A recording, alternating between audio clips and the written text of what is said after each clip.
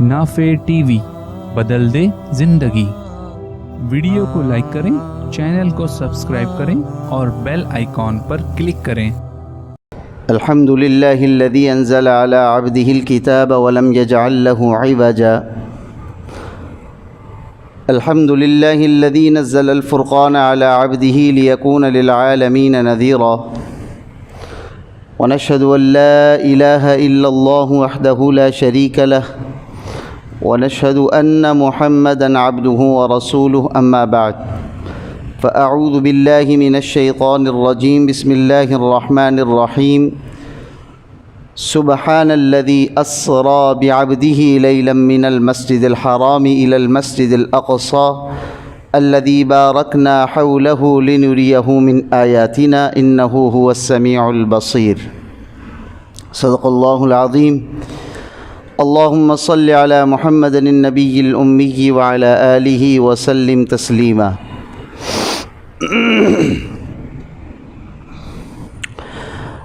रजब का आखिरी अशरा चल रहा है, जहाँ इस माह मुबारक के फ़ज़ाइल नबी अलैहिस्सलातु वस्सलाम ने बयान फरमाए हैं और ख़ुद इस महीने के दाखिल होने पर दुआ भी मांगी है बरकत की, जिस की इक़्तिदा में हम लोग भी जब रजब का महीना शुरू होता है तो दुआ मांगते हैं, अल्लाहुम्मा बारिक लना फ़ी रजब। ए अल्लाह, रजब को हमारे लिए बरकत वाला बना। तो इस दुआ की बरकत से अल्लाह ताला ने इसी माह रजब को बड़ी बरकतें अता फ़रमाई हैं कि आप सल्लल्लाहु अलैहि वसल्लम रमज़ानुल मुबारक की तैयारी इसी महीने से शुरू फरमा दिया करते और फिर शाबान के महीने में और ज़्यादा रोज़े रखकर एहतिमाम करते और फिर रमज़ानुल मुबारक में चुस्ती और तवानाई और ताकत के साथ दाखिल होने के लिए रमज़ान से कुछ दिन पहले रोज़े रखना बंद कर देते। ये एहतिमाम था नबी अलैहिस्सलातु वस्सलाम का रमज़ानुल मुबारक के लिए। तो हमारा भी ये एहतिमाम होना चाहिए कि रजब का महीना हमारे लिए बरकत वाला कब बनेगा, जब हम इसमें वो काम करें जो नबी अलैहिस्सलातु वस्सलाम ने किए और उन कामों से बचने की कोशिश करें जिन्हें कुरान और अल्लाह का रसूल मना कर रहा है। क्योंकि ये रजब का महीना अशुर हुरुम में भी दाखिल है, हुर्मत वाले महीनों में भी दाखिल है। वो 4 महीने हैं, उनमें से एक रजब है कि इस्लाम के आने से पहले भी इस महीने की हुर्मत, अज़मत और इस महीने का एहतराम लोग किया करते थे। लड़ाइयाँ और जंगो जिदाल और झगड़े बंद कर दिया करते कि ये हुर्मत वाला महीना है। लेकिन जब इस्लाम आ गया, कुरान आ गया, अल्लाह की तालीमात आ गईं, अल्लाह के अहकामात आ गए, अब इसकी हुर्मत, अज़मत में मज़ीद इजाफ़ा हो गया। अब हम मुसलमानों पर यह लाजिम है कि इस माह मुबारक में और जो बकिया 3 महीने हैं उनमें भी एहतिमाम के साथ वो काम करें जो अल्लाह और उसके रसूल को पसंद है और उन कामों से इज्तिनाब करें जो अल्लाह और उसके रसूल को नापसंद है। सारे गुनाह इसमें शामिल हैं, सिर्फ जंगो जिदाल और लड़ाइयाँ नहीं। हर वो गुनाह की चीज़, हर वो गुनाह का काम जिसे शरीयत ने मना किया है, जिसे शरीयत ने गुनाह कहा है, उससे रुक जाना और हर वो मारूफ़ात, हर वो भलाई के काम जिसे शरीयत ने करने का हुक्म दिया उसको करना। तो इस एतबार से रजब का महीना बड़ी बरकत वाला है। और फिर इसके आखिरी अशरे में एक दिन ऐसा है, अच्छा इख्तिलाफ़ अक़वाल हैं, उनकी तरफ मैं नहीं जा रहा, लेकिन जो राज और मशहूर कौल है कि 27 रजब को अल्लाह रब्बुल इज़्ज़त ने हुज़ूर सल्लल्लाहु अलैहि वसल्लम को मेराज अता की और ये मेराज का तोहफ़ा ये ख़ास हुज़ूर सल्लल्लाहु अलैहि वसल्लम फरमाते कि मुझे ही मिला। बात समझ आ रही है? 5 चीज़ें ऐसी हैं ना जो सिर्फ़ हमारे नबी को अता हुई हैं और किसी नबी को वो चीज़ें नहीं दी गईं। उनमें से नबी अलैहिस्सलातु वस्सलाम फरमाया करते कि उनमें से एक चीज़ मेराज है। ये मेराज का तोहफ़ा अल्लाह ने ख़ास मुझे अता किया। और भी बहुत सारी चीज़ें हैं, नुसरतु बिर्रुब, کہ آپ کا روب اور دبدبہ مہینے کی مسافت پر جو ہے وہ دشمنوں پر طاری رہتا، کہ ایک دشمن آپ کے مہینے کی مسافت پر ہے، یعنی کہ اتنا دور ہے، تو اس کے دل میں آپ صلی اللہ علیہ وسلم کا روب اور دبدبہ اللہ وہاں پہنچا دیتے، یعنی کہ آپ کی پلاننگ ایسی ہوتی کہ آپ مہینے کی مسافت کی پلاننگ کرتے، حکمت عملی تیار کرتے، کیسے دشمن کو زیر کرنا ہے یا دشمن پر قابو پانا ہے، اس کی پلاننگ آپ مہینے بھر کی کرتے، اور میری امت کے لیے ساری روئے زمین کو مسجد بنا دیا۔ بات سمجھ آ رہی ہے؟ آج واقع معراج میں ہمیں جو سیکھنے کے لیے چیز مل رہی ہے نا، وہ مسجد ہی ہے۔ ہاں، نماز، مسجد، یہ تحفہ اس امت کو آپ صلی اللہ علیہ وسلم کی برکت سے ملا ہے۔ معراج تو نبی علیہ السلام کو ہوئی، روح مال جسم، یعنی کہ روح بھی ساتھ تھی اور جسم بھی ساتھ تھا۔ ایسا نہیں کہ خواب میں آپ نے ساری چیزیں دیکھ لی، ایسا نہیں، باقاعدہ فزیکلی بھی آپ جو ہے سارے آسمانوں کی سیر کرتے ہوئے سدرۃ المنتہا، اور پھر اللہ رب العزت کے سامنے آمنے سامنے ہو کر آپ نے بالمشافہ معراج حاصل کی، اور پھر واپس بھی آ گئے۔ تو اس سے امت کو کیا تحفہ ملا، امت کو کیا سبق ملا، وہ آج اس واقعے سے بتانے کی کوشش کی جائے گی۔ اور جو مرحلے ہیں واقعہ معراج کے، 3 مرحلے ہیں۔ اصل میں صرف نشاندہی کرتا جاؤں گا، معراج کے واقعہ آپ نے پورا کتابوں میں بھی پڑھا ہے اور سنا بھی ہوگا، بس نشاندہی کرتے کرتے جو ہے نا بات کو سمجھانے کی کوشش کی جائے گی۔ آپ جب 51 سال 8 مہینے 20 دن کے تھے، جب آپ کی عمر اتنی تھی، نبوت ملنے کے 12 سال کے بعد 27 رجب آپ کو یہ معراج کا یہ تحفہ عطا کیا گیا۔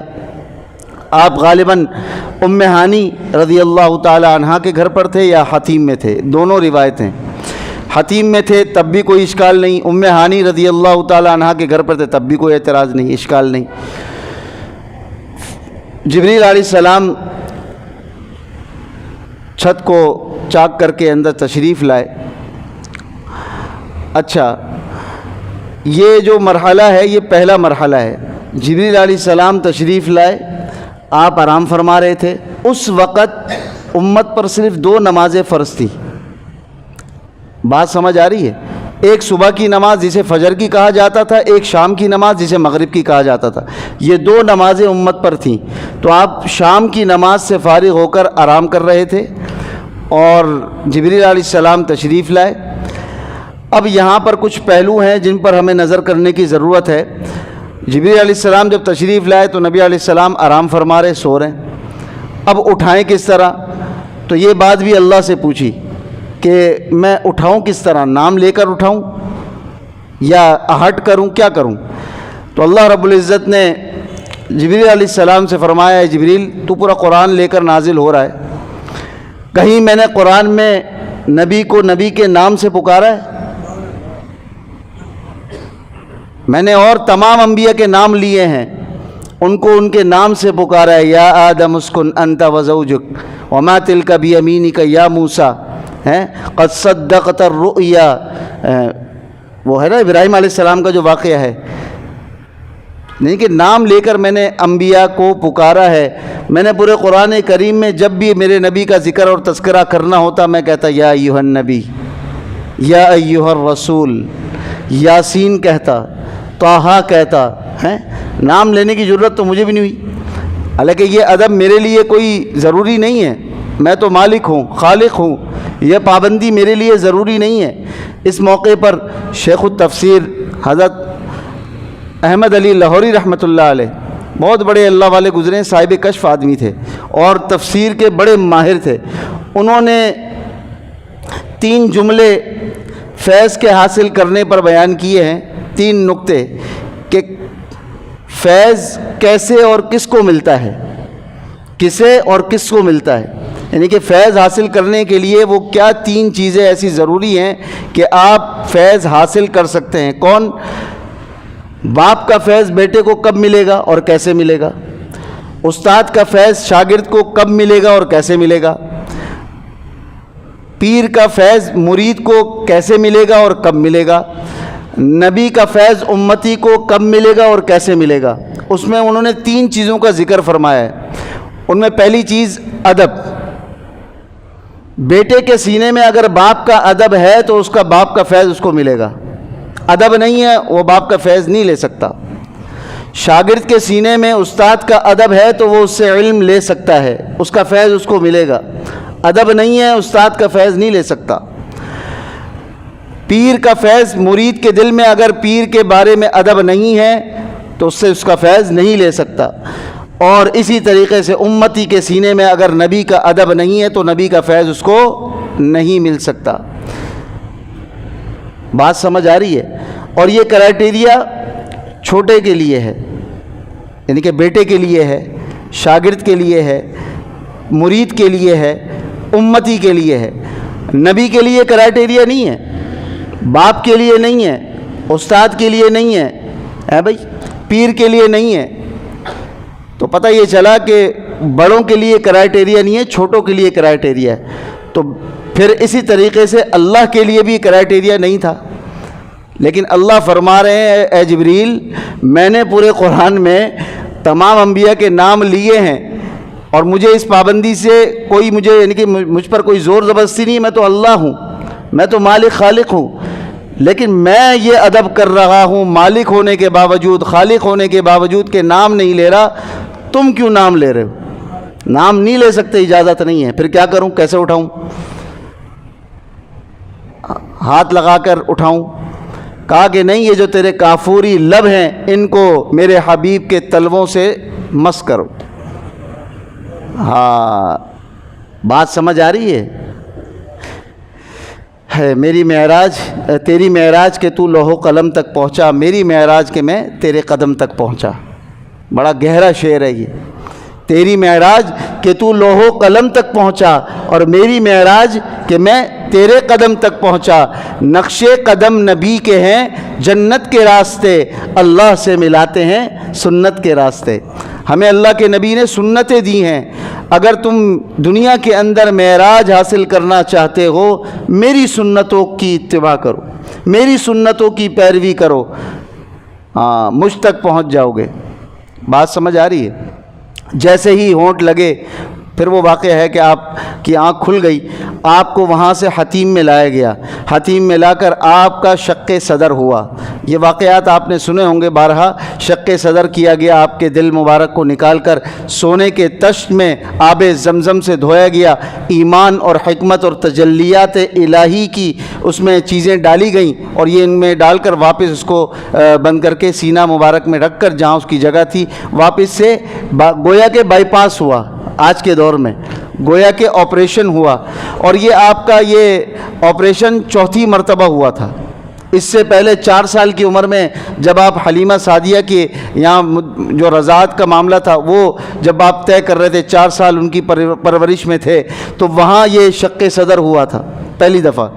دوسری مرتبہ 10 سال کی عمر میں ہوا، اور تیسری مرتبہ جب نبوت آپ کو ملی، پہلی وحی جب نازل ہونے والی تھی اس وقت تیسری مرتبہ ہوا، اور پھر چوتھی مرتبہ یہ معراج کے موقع پر آپ کے سینے کو چاک کیا گیا۔ یہ 4 دفعہ آپ کا بائی پاس ہوا آج کے دور کی لینگویج میں۔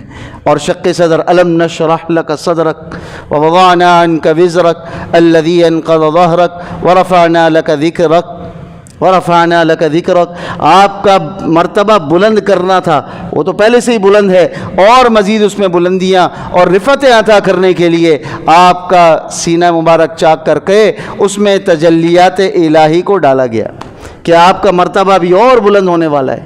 اور اس کے بعد پھر مسجد حرام سے جو مرحلہ شروع ہوتا ہے، پہلا مرحلہ براق سواری لائی گئی۔ کون سی سواری؟ براق، جنت کی سواری، خچر سے چھوٹی، گدھے سے بڑی، اور اتنی برق رفتار تھی۔ آج کی سائنس کہتی ہے کہ روشنی کو، سورج کی روشنی کو دنیا تک پہنچنے میں 8 منٹ لگتے ہیں۔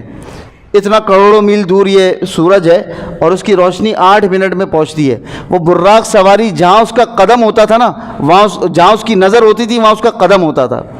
تو آج سائنس بھی یہ تحقیق کر کے بتا چکی ہے کہ روشنی کی تو رفتار کی ایک حد متعین کی جا سکتی ہے، لیکن نظر کی جو رفتار ہے اس کی کوئی حد مقرر نہیں کی جا سکتی۔ تو براق سواری جہاں اس کی نظر پڑتی تھی وہاں اس کا قدم ہوتا تھا، اور پھر سواری بھی جنت کی تھی، اور اس میں تو پھر اللہ کا نظام بھی چل رہا تھا، اور پھر سوار ہونے والا کون؟ دو جہاں کا بادشاہ ہے بھائی، تاجدار انبیاء، امام الانبیاء، آج تو سرداری بھی ملنی ہے۔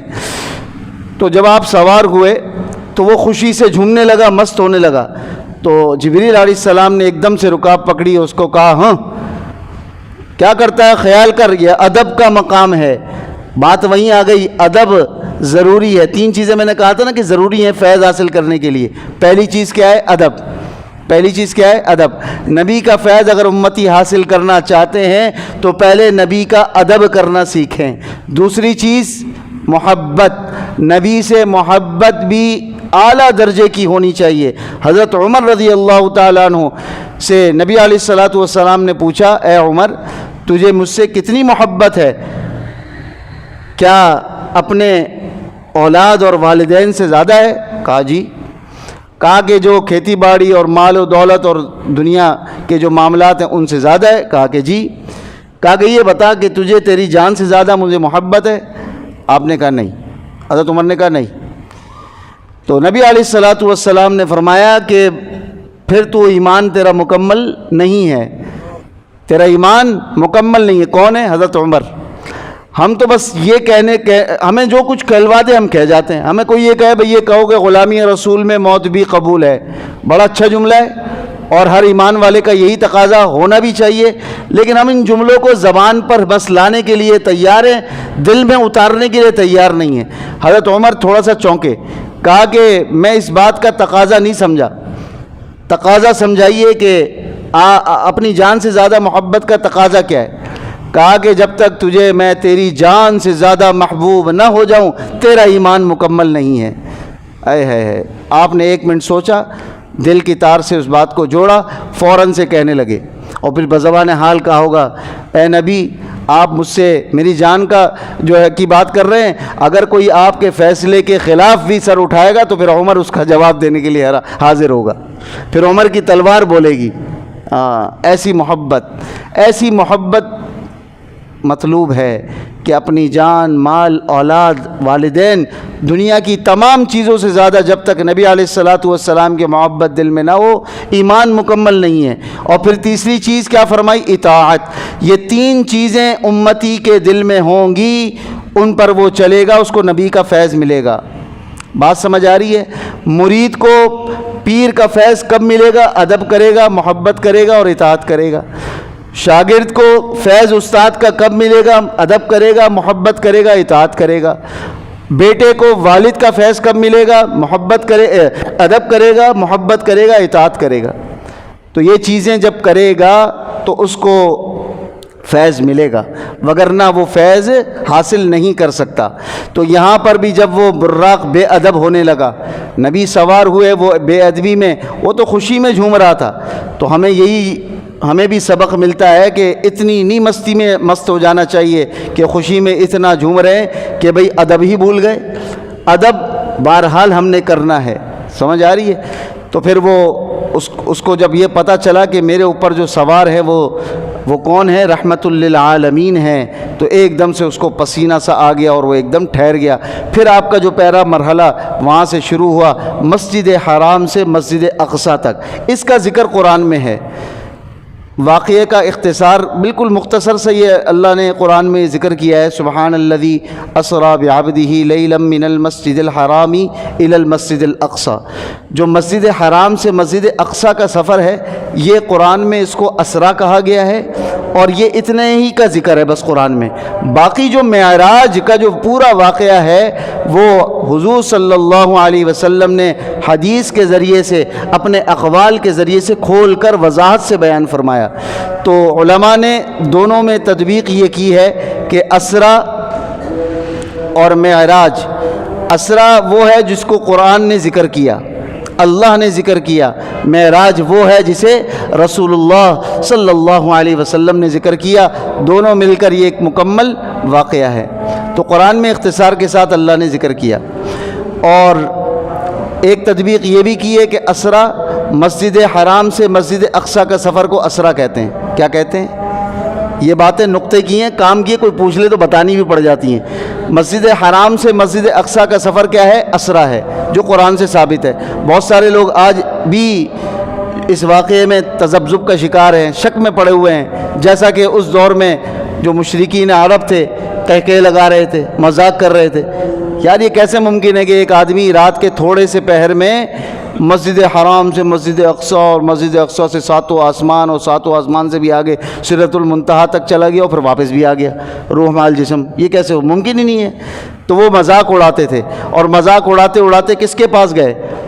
صدیق اکبر رضی اللہ تعالیٰ عنہ، ابو بکر صدیق کے پاس گئے، کہا کہ جس کو تم نبی مانتے ہو وہ یہ باتیں کر رہا ہے آج کل، نعوذ باللہ۔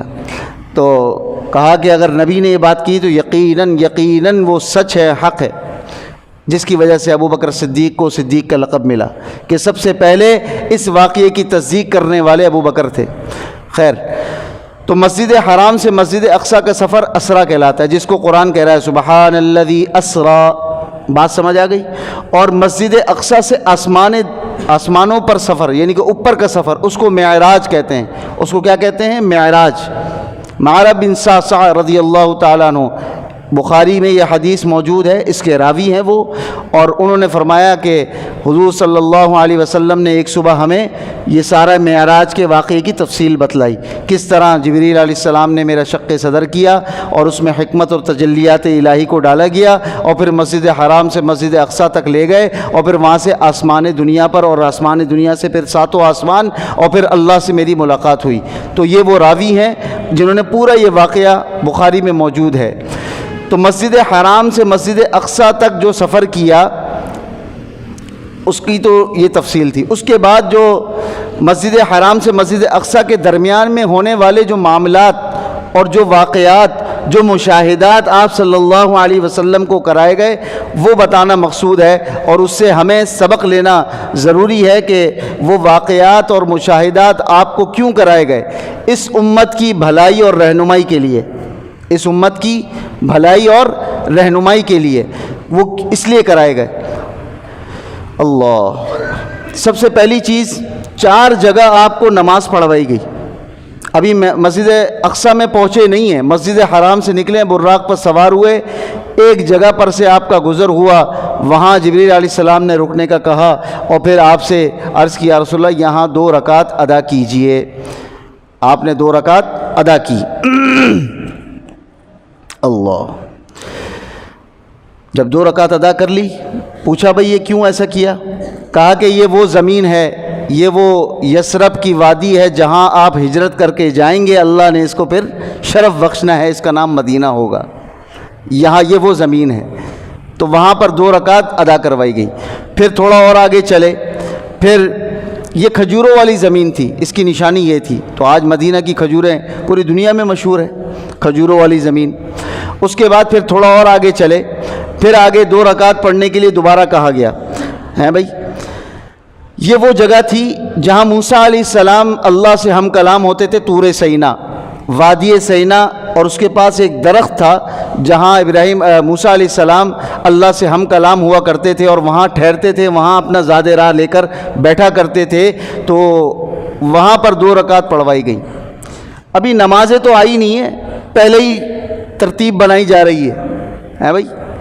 معراج سے پہلے 2 نمازیں فرض تھیں، بعد میں 5 ہو گئیں ہے بھائی۔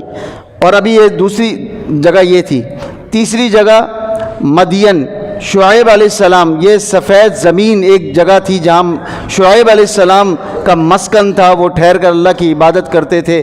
وہاں جب پہنچے تو یہاں پر 2 رکعت نماز ادا کروائی گئی۔ اور پھر بیت اللحم جو ایک جگہ تھی جو عیسیٰ علیہ السلام کی ولادت کی جگہ ہے، جہاں عیسیٰ علیہ السلام پیدا ہوئے، اس جگہ پر جب پہنچے تو وہاں پر 2 رکعت نماز ادا کروائی گئی۔ ابھی مسجد اقصی پہنچے نہیں ہیں، ابھی راستے میں ہیں، مسجد حرام سے نکلے ہیں اور مسجد اقصی کا سفر ہو رہا ہے۔ یہ 4 جگہ جو آئیں، آپ صلی اللہ علیہ وسلم کو 2 رکعت ہر جگہ پر نماز پڑھوائی گئی۔ اور پھر وہاں سے آگے جب سفر شروع ہوا تو ایک خوشبو سی آنے لگی، انتہائی عمدہ ترین خوشبو۔ آپ نے واقعات سنے ہوں گے کہ وہ جب پوچھا گیا بھئی یہ خوشبو کہاں سے آ رہی، کہا کہ یہ فرعون کی ایک باندی جو کنگا کرتی تھی فرعون کی بیٹی کو، اس کا جب کنگا کرتے کرتے کنگا گرا تو اس نے بسم اللہ ہی کہہ کے وہ کنگا اٹھایا.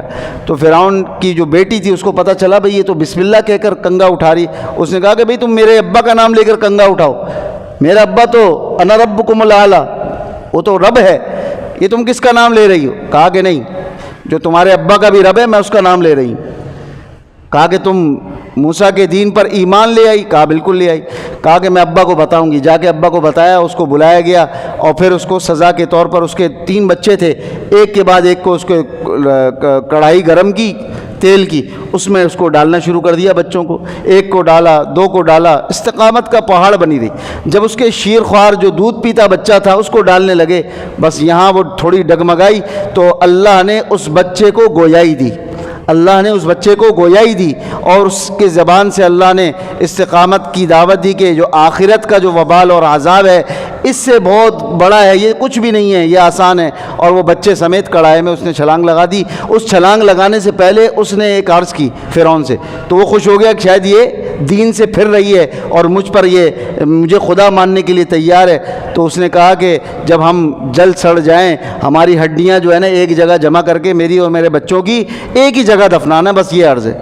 کہا کہ تیری فرمائش پوری کی جائے گی. اور بڑا گھمنڈی, فرعون تو بڑا گھمنڈی تھا نا, اس لیے اللہ نے آج تک اس کو عبرت کا نشان بنایا ہوا ہے. اس کا جسم جو ہے وہ بڑھتا ہے, بال بھی بڑھتے ہیں اس کے, اور اس کو تراش خراشا جاتا ہے, اس کو رکھا ہوا ابھی تک, کب کا کتنے ہزاروں سال سے وہ پڑا مرا ہوا ہے.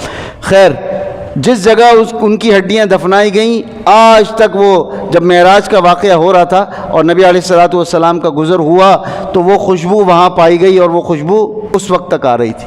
کہا کہ یہ وہ ماں اور ان کے بچے ہیں جو فرعون کی باندھی تھی ایمان لے آئی تھی, یہ اس کی ہڈیوں سے خوشبو آ رہی ہے. آج تک اس کی قبر سے اللہ نے خوشبو جاری اور ساری کر دی ہے.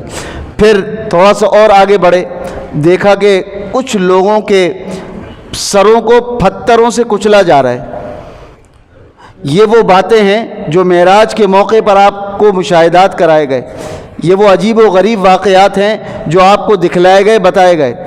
بھئی پتھروں سے کچلا جا رہا ہے سروں کو, پھر ان کے سر ٹھیک ہو جاتے ہیں, پھر کوئی آتا ہے ان کے سر کو پتھر سے کچلتا ہے, پھر وہ ٹوٹ پھوٹ جاتے ہیں, پھر ٹھیک ہوتے ہیں. یہ ان کو اس طرح سے کیا جا رہا ہے. بھائی پوچھا جبریل یہ کیا ماجرا ہے؟ کہا کہ یہ وہ قوم کے لوگ ہیں, یہ وہ امتی ہیں جو نماز نہیں پڑھتے, نماز کا اہتمام نہیں کرتے. ابھی تو نماز فرض ہی نہیں ہوئی ہے, 2 ہی نمازیں فرض ہیں. نماز تو بھی بعد میں جا کے تحفہ ملا ہے, لیکن نماز نہ پڑھنے والے کا عذاب اور ان کا وبال اللہ نے پہلے دکھلا دیا. اس سے اہمیت اور اہتمام کا اندازہ آپ لگائیے.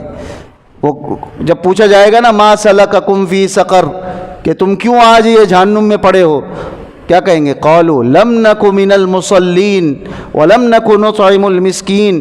آگے اسی کا ذکر ہے کہ ایسے لوگ بھی وہاں پائے جائیں گے جو یتیموں کا مال کھانے والے ہیں, جو مسکینوں کا مال کھانے والے ہیں, جو یتیموں کا جو ہے نا مال کھانے والے ہیں, ان کو بھی عذاب دیا جا رہا ہوگا. تو یہ بے نمازیوں کو یہ عذاب دیا جا رہا ہوگا. تو اس طرح اور سود کھانے والے ایسے لوگ دکھائے جائیں گے جن کے پیٹ اتنے بڑے کہ بالکل ایک کمرے کی طرح, ہال کی طرح, اس میں سانپ بچھو پڑے. اور وہ جب اٹھنے کا ارادہ کر رہے ہیں پھر گر جاتے زمین کے بل, منہ کے بل پھر گر رہے ہیں. بھائی یہ کون لوگ ہیں؟ کہا کہ یہ امت کے سود خور ہیں. ایک جگہ ایک آدمی نہر میں ڈبکی لگا رہا ہوگا اور نہر میں سے پتھر اٹھا رہا ہوگا اور پتھر کے لقمے بنا کے اپنے منہ میں ڈال رہا ہوگا. کہا کہ یہ وہ سود خور ہیں جو سود پر لین دین کیا کرتے تھے. کتنی سوچنے کی بات ہے کہ ہمارا ملک جو اسلامی جمہوریہ پاکستان ہے, ایک فلاحی ریاست جسے آپ کہتے ہیں اور بنانے کی کوشش بھی کرتے ہیں, لیکن 78 سال 75 سال سے سودی لین دین میں یہ ملک چل رہا ہے. تو ملک کا کیا حال ہوا ہے سب کو پتہ ہے. اس لعنت سے دعا کریں اللہ ہمیں نجات عطا فرمائے, کیونکہ ہمارا ملک اسلامی ریاست ہے. ہم اس سود کی لعنت کے بغیر بھی ملک چلا سکتے ہیں اگر اس کو نظام محمدی صلی اللہ علیہ وسلم پر لانے کی کوشش کرے. ہاں بالکل چلے گا, کوئی اس میں دو رائے نہیں ہے. لیکن حکمران جب کرپٹ اور عوام جب جو ہے وہ ناانصافی کرنے والی ہو جائے تو پھر کیا معاملہ بنتا ہے؟ پھر ایسے ہی ہوتا ہے. پھر وہ لوگ دکھائے گئے کہ جن کے پیٹ جو ہے وہ اس طرح سے بڑے بڑے سود کا نظام پہ چلنے والے، سود کا لین دین کرنے والے، اور پھر اس طرح اور بھی بہت سارے خواتین دکھائی گئیں، غیبت کرنے والے دکھائے گئے کہ ان کے سامنے دو ہانڈیاں ہیں، ایک میں اچھا پکا ہوا گوشت ہے، ایک میں کچا سڑا ہوا گوشت ہے، لوگ اچھا پکا ہوا گوشت کو چھوڑ کر سڑا ہوا کچا گوشت کھا رہے ہیں۔ بھائی یہ کیا کر رہے ہیں؟ بھائی یہ وہ غیبت کرنے والے ہیں جو مسلمان کی آبرو ریزی کرتے تھے، ان کی غیبت کرتے تھے، ان پر بہتان تراشی، الزام تراشی لگانے والے ہیں۔ یہ ان کے لیے عذاب ہے، یہ ان کے لیے وبال ہے، تہمتیں لگانے والوں پر یہ عذاب ہے۔ تو اس چیز سے تو قرآن نے بھی منع فرمایا ہے، اشد من الزنا، یہ زنا سے بھی بدتر چیز ہے غیبت۔ غیبت نہ کرو، کسی بھی مسلمان کی، کسی بھی انسان کی غیبت نہیں کرنی چاہیے۔ غیبت کرنے سے سختی سے منع کیا ہے، یہ عذاب پہلے دکھلا دیا گیا، اور پھر جنت بھی دکھلائی گئی اور جہنم بھی دکھلائی گئی۔ جنت کہہ رہی ہے اللہ تو نے میرے اندر جو نعمتیں رکھی ہیں وہ بھر چکی ہیں، ان نعمتوں کو حاصل کرنے والے لوگ جو جنتی ہیں اپنے وعدے کے مطابق وہ جنتی میرے اندر بھیج دے۔ اللہ نے فرمایا کہ بالکل جو میں نے تجھ سے وعدہ کیا ہے کہ جو مجھے مانے گا، میرے رسولوں کو مانے گا، میری کتابوں پر ایمان لائے گا، آخرت کے دن پر ایمان لائے گا، مرنے کے بعد باسی بعد الموت پر ایمان لائے گا اور شرک نہیں کرے گا میرے ساتھ، تو میں نے اس کے لیے یہ ٹھکانہ بنا رکھا ہے۔ اور پھر جہنم بھی دکھلائی جائے گی کہ جہنم پکارے گی اللہ تو نے جو مجھ سے وعدہ کیا ہے، میرے اندر لوہے کی زنجیریں ہیں، کڑے ہیں، آگ ہے، پیپ ہے، خون ہے، یہ ساری چیزیں ہیں جو تو نے میرے لیے میرے اندر آنے والوں کے لیے تیار کر رکھی ہیں، وہ نافرمان اللہ وہ مجھے اپنے وعدے کے مطابق وہ جلدی سے عطا کر دے۔ کہا کہ اللہ فرمائیں گے ہر وہ میرا نافرمان بندہ بندی جو مجھے نہ مانے، میرے ساتھ شرک کرے، آخرت پر ایمان نہ لائے، مرنے کے بعد کی زندگی پر ایمان نہ لائے، اللہ کے رسولوں پر ایمان نہ لائے، آخری کتابوں پر ایمان نہ لائے، آسمانی صحیفوں پر ایمان نہ لائے، اس کے لیے میں نے یہ ٹھکانہ بنا رکھا ہے الامان والحفیظ۔ تو یہ وہ معاملات دکھلائے گئے جب آپ مسجد اقصیٰ پہنچے بھی نہیں ہیں، دنیا میں ہی ہے، دنیا میں دکھلائے گئے، کیونکہ ان کا تعلق دنیا سے تھا، ان کا تعلق دنیا سے تھا کہ دنیا میں ہم جیسی کریں گے آخرت میں ویسی کاٹیں گے، اچھے عمل لے کر جائیں گے، اچھے عمل کا ہمیں صلہ ملے گا، برے عمل لے کر جائیں گے اس کا بدلہ ہمیں ذرے ذرے کا ملے گا۔ پھر اس کے بعد آسمان دنیا پر سیر ہوئی، اور پھر اس کے بعد سدرۃ المنتہا جہاں جبریل علیہ السلام بھی رک گئے، نوری فرشتے ہیں، فرشتوں کے سردار ہیں، کہاں پر جل جائیں گے، پھر وہاں سے آپ کی شان کی ابتدا ہوئی جہاں نوری فرشتے کی انتہا ہو گئی۔ کہا کہ اب میں آگے نہیں جا سکتا، اب آگے آپ نے اکیلے سفر کرنا ہے، اور پھر آگے کا سفر، پھر وہاں جو تحفہ ملا وہ بھی نماز کا ملا۔ کس کا ملا؟ نماز کا ملا۔ وہ نماز جو آج ہم پر اتنی بھاری ہے، فجر عشاء اتنی بھاری ہے، عصر کاروبار میں جاری ہے، ظہر سونے میں جاری ہے بھائی، مغرب جو ہے وہ بچوں اور اہل و عیال اور فضول رسم و رواج میں جا رہی ہے۔ یہ 5 نمازوں کا تحفہ حضور صلی اللہ علیہ وسلم اس امت کے لیے لے کر آئے۔ اگر کوئی مومن، اگر کوئی مسلمان چاہتا ہے کہ میں ہر دن 5 مرتبہ معراج کروں، وہ 5 نمازوں کا اہتمام کرے۔ کتنی بڑی بات ہے بھائی، اللہ سے ملاقات، اللہ سے باتیں کرنے کا شرف، اللہ سے باتیں کرنے کی سعادت اگر کسی مسلمان کو چاہیے تو وہ نماز ہے کہ نہیں؟ یہی کام سارے ہوئے تھے نا، حضور صلی اللہ علیہ وسلم معراج پر گئے، اللہ سے باتیں کی، ثم دنا فتدلی فکان قاب قوسین او ادنی، اتنی قرب حاصل کی، اور پھر باتیں اور راز و نیاز کی باتیں ہوئیں، اور پھر وہاں یہ تحفہ حضور صلی اللہ علیہ وسلم کی پیش خدمت امت کے لیے کیا گیا، امت کی ہدایت کے لیے، امت کو معراج دینے کے لیے، امت کو رفعتیں دینے کے لیے۔ آج وہی امت اس نماز کے بہترین تحفے سے منہ موڑ کر بیٹھی ہے۔ فجر سونے میں جا رہی ہے، اٹھا کر ابا جان تو آ رہے ہیں، بچہ بالغ ہے نماز ہی نہیں پڑھ رہا۔ پھر نماز نہ پڑھنے کا وبال دنیا میں بھی بے برکتی کی صورت میں ملتا ہے، اور آخرت میں کتنا بڑا وبال ہے وہ واقع معراج کے اس کڑی سے آپ جوڑ لیں کہ ان کے سروں کو پتھر سے کچلا جا رہا ہے۔ تو بھئی اللہ ہماری حفاظت فرمائے، اور اس معراج کے واقعے سے جو ہمیں سبق ملتا ہے وہ سب سے بڑا سبق نماز کا ہے، اس کا اہتمام امت کرنے لگ جائے۔ جب یہ جمعے کے جو نمازی وہ فجر کے ہو جائیں گے، پھر مسلمانوں کو کوئی مغلوب نہیں کر سکتا۔ مسلمان جہاں آج مغلوب نظر آتے ہیں، پریشانی میں نظر آتے ہیں، تکلیف میں نظر آتے ہیں، مغلوب در مغلوب ہوتے نظر آ رہے ہیں، ہر طرف غلبہ دوسروں کا ہے، اس کی وجہ بے نمازی، اس کی وجہ نماز کا چھوڑنا ہے۔ اس ایک حکم پر ہم جب مکمل طور پر آ جائیں گے انشاءاللہ، یہ تو غیر کہہ رہے ہیں کہ جب ان کے جمعے کے نمازی فجر کے ہو جائیں گے نا، پھر ان کو کوئی مغلوب نہیں کر سکتا، یہ غالب ہو کر رہیں گے۔ اللہ تعالیٰ استقامت نصیب فرمائے اور دین کی صحیح سمجھ نصیب فرمائے۔ چند روزہ زندگی گزرے اسلام پر، خاتمہ ہو ایمان پر، نزع عالم جب طاری ہو زبانوں پر جاری ہو، لا الہ الا اللہ محمد الرسول اللہ صلی اللہ تعالی علی خیر خلقہ محمد وعلی آلہ وصحبہ اجمعین، آمین۔ نافع ٹی وی، بدل دے زندگی۔ ویڈیو کو لائک کریں، چینل کو سبسکرائب کریں اور بیل آئیکن پر کلک کریں۔